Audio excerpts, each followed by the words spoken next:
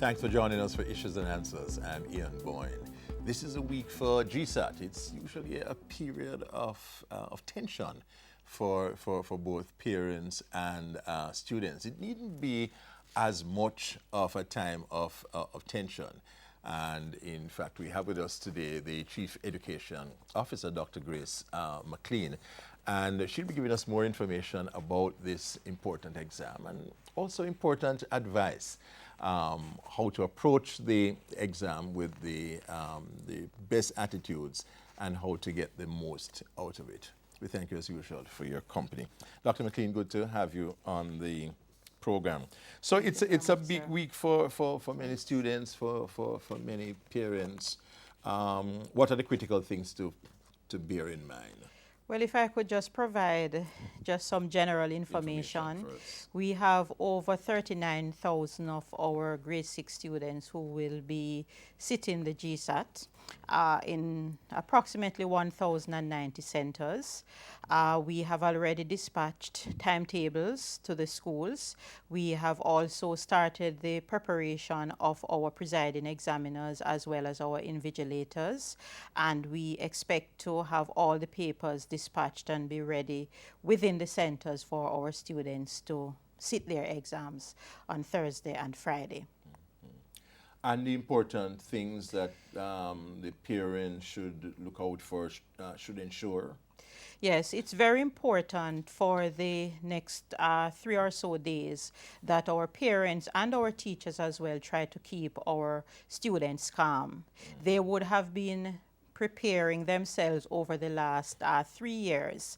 And I know certainly within the last year, they would have done a lot of practice. They would have tried to consolidate the concepts. And so within the next 3 days, it is very important that we try to keep them calm. Try to allow them to do fun things. Try to allow them to focus on other things within their childhood as against focusing on the examination itself. And this is very important because you do not want to build up a lot of pressure and a lot of anxiety to the point where they are not able to remember the concepts and the principles. It is also very important that our students understand that the examination is not going to be only about recalling in terms of what they would have done on practice papers. It will be about their ability to read the questions carefully, to analyze the answer, the responses, and to make a determination as to which is the best response at for a particular question. And so it is not about trying to identify some keywords that you see in a question and immediately move to an answer, but it is to think critically. Sometimes we make the mistake that because there are multiple choice questions, they are only recall questions, but that is not so. These questions will stimulate the students' thought so that they can break down the question, determine exactly what is being asked, and as a result of that determination, then they select the best answer.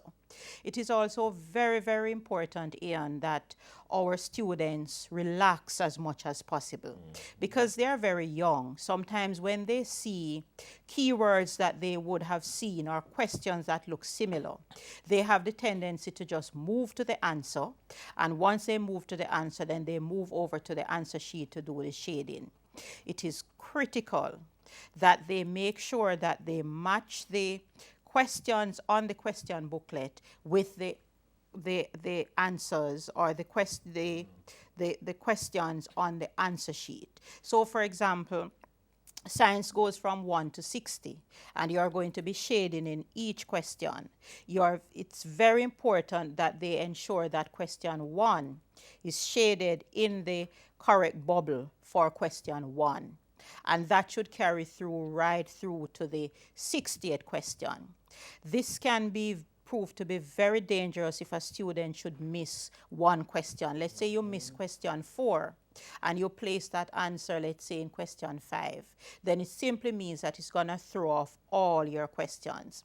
So there has to be effective eye and hand coordination. And at the same time, they must ensure that they are shading in the best possible answers. It's very critical, Ian, that parents, for example, get the students to understand that sometimes it is not even about the amount of content that they know. It's about the techniques that are used within the examination. And over time, when we do our analysis of the question papers, these are some of the challenges where we see students who would have otherwise gotten very, very good grades because of the techniques that they use in terms of responding to the questions, then they would not have done very well. Good. Expert advice, key techniques being given on the eve, as it were, of GSAT. That's why you need to stay tuned to us here. You have the user-friendly information.